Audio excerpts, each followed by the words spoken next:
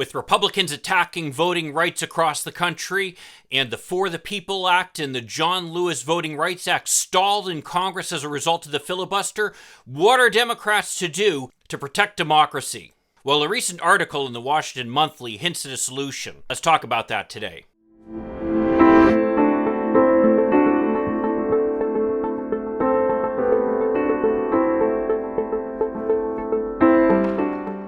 Hi, I'm Mike Greiner. I'm a lifelong Democratic activist who's concerned about the direction our country is taking.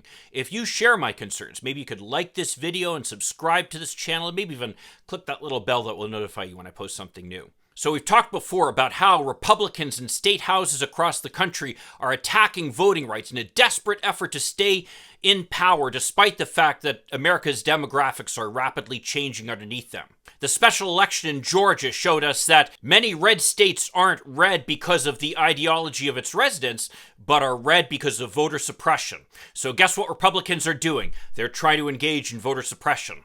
I'll put links to articles and some of my videos on this issue down below, as always. The Democrats have a solution to this problem. What it is federal legislation in the form of the For the People Act and the John Lewis Voting Rights Act. And what's especially important about this legislation is that the John Lewis Voting Rights Act specifically addresses how the Supreme Court has struck down portions of the Voting Rights Act that stop these states from engaging in voter suppression. The problem with the Voting Rights Act, according to the Supreme Court in the case Shelby County versus Holder, was that the Voting Rights Act required pre-clearance, essentially for states to go to the Justice Department and ask for permission to change the voting rules if they were states that had traditionally engaged in voter suppression based upon race. Now, you can imagine what states these were. These were the states that made up the traditional Confederacy. Many of the same states, by the way, that are engaging in voter suppression right now. In fact, I think it's fair to say that had the Supreme Court not struck down Section 4 of the Voting Rights Act in Shelby County, most of these attacks on voting rights in states across the South would have been struck down. So this issue with the Voting Rights Act is not a minor problem. Interestingly, West Virginia Senator Joe Manchin, the Democrats' problem child when it comes to some of these issues, has stated that he supports this legislation. And so 50 votes exist in the Senate for passing it. Indeed, even Republican Senator from Alaska, Lisa Murkowski, has endorsed this legislation. The problem is, as we saw with the legislation to establish a commission to investigate the January 6th attack on the Capitol, you actually need 60 votes to get over the filibuster. It's not enough for the other side not to have 40 votes. So even if only 39 Republicans vote against it, because a number of them, like with the January 6th commission, decide not to vote at all, this legislation would fail to pass the filibuster as a result of the lack of 60 votes in favor of it. This just shows how undemocratic the filibuster has become. Historically, the filibuster was used to block labor reform legislation, it was used to block voting rights legislation, and it was even used to block anti-lynching legislation, if you can believe it. So the filibuster is a problem.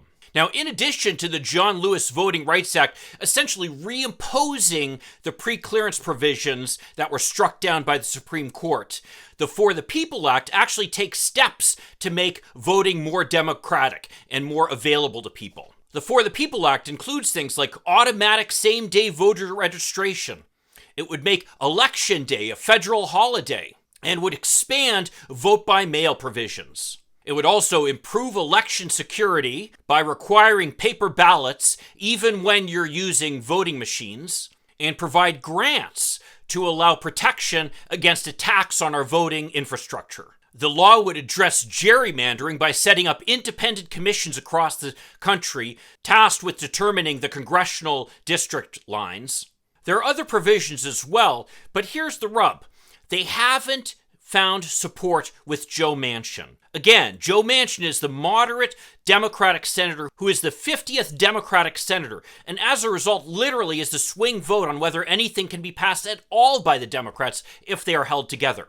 So certain legislation, which would certainly be Democratic with a small d, things like DC statehood or statehood for Puerto Rico, or increasing the disclosure requirements for election spending, since they don't have Joe Manchin's support, are unable to pass the Senate even with unified Democratic support.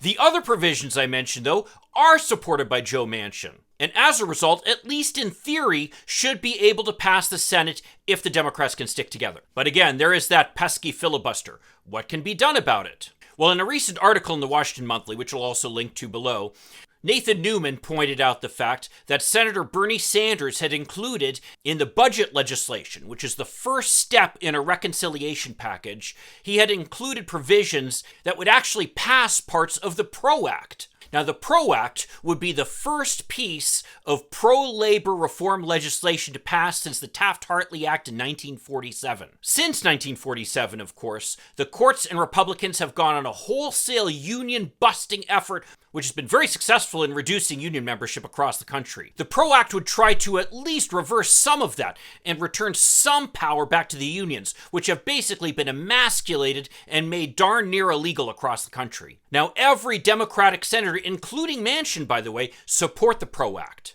So including many of the provisions of the PRO Act in reconciliation should be something that would get support. Now, why does reconciliation matter? Well, reconciliation is an exception to the filibuster rule. What reconciliation does is it basically makes it that when there's a budget package that includes changes to the federal government's finances, then that budget package can pass with just 50 votes, and the filibuster cannot block it. This is the same process, by the way, that Democrats used to pass the COVID Relief Act earlier this year. They passed that, by the way, with not a single Republican vote. And it included things like the $1,400 payments that everybody received earlier this year, and the $250 to $300 a month child tax credits that many families are receiving across the country right now. That legislation was praised as being one of the most important anti-poverty pieces of legislation in history, and it passed entirely based upon the Democrats as a result of their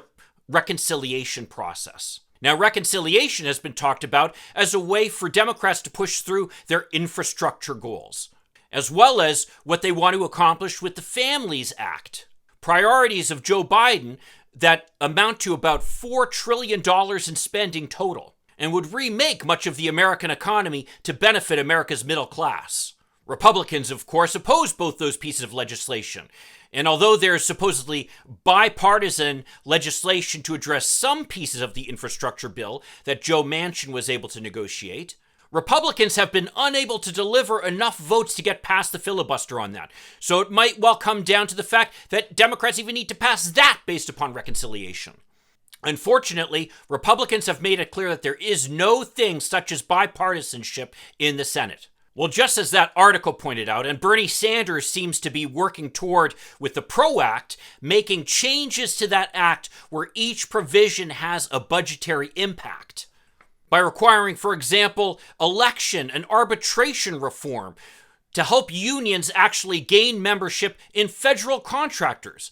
By only targeting federal contractors, that addresses the concern of a budgetary impact, since the Supreme Court has clearly stated that the federal government has a budgetary interest in labor peace among federal contractors. Similarly, the federal government can provide funding for workers who've gone out on strike. All these things would have more than an incidental impact on the budget, and as a result are appropriate for reconciliation. Now, we can do the same thing with most of the provisions in the John Lewis Voting Rights Act and the For the People Act. For example, the pre-clearance provisions of the John Lewis Voting Rights Act clearly have a budgetary impact, and providing funding for those provisions would be something that would get around the filibuster. Similarly, in the For the People Act, providing federal funding for things like same-day voter registration, vote by mail, and independent commissions to address gerrymandering would again have more than an incidental impact on the budget, and so therefore would make these appropriate for reconciliation. Finally, creating a new federal holiday clearly has an impact upon the federal budget, and as a result would also be appropriate for reconciliation.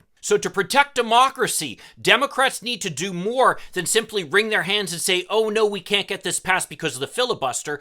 They need to take steps to actually pass this legislation through reconciliation. That would only require Democratic votes alone. What's more, by the way, is this could also address some concerns about the Supreme Court striking down provisions as unconstitutional, because by attaching federal funding, suddenly we've got a mechanism there whereby the federal government is able to involve itself in state elections. Now is the time we as progressive and liberal Democrats need to be contacting our senators and representatives, urging them to take this approach. Chuck Schumer just announced that the Senate Finance Committee put together its budget package and came to an agreement of a $3.5 billion package that addresses many of the concerns that we as Democrats have. And according to the Washington Monthly, it includes provisions that would address some of the concerns the PRO Act is trying to address. We need to do the same thing with protecting democracy and put as many provisions as possible of the John Lewis Voting Rights Act and the For the People Act into the reconciliation bill that will go through Congress and can pass despite the filibuster. Since Democrats have just put together the basic budget structure that's going to be the basis for reconciliation, now is the time for us to get these provisions inserted. Democrats are going to be negotiating among themselves right now as to what will be included in reconciliation. We who are concerned about democracy in America need to make sure that provisions that will protect democracy are included in that package. So if you agree with me or disagree with me, I'd love to hear your comments down below. If you could like this video and subscribe to this channel, that'd be a huge help.